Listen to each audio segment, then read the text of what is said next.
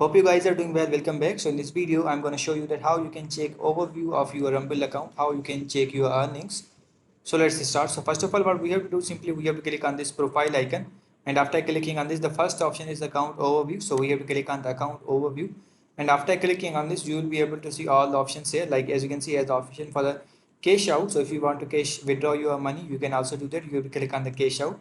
As you can see, YouTube earning, third party earning, Rumble earning, and the total earning will be shown here, and the monthly activity and all the activities will be shown here, as you can see.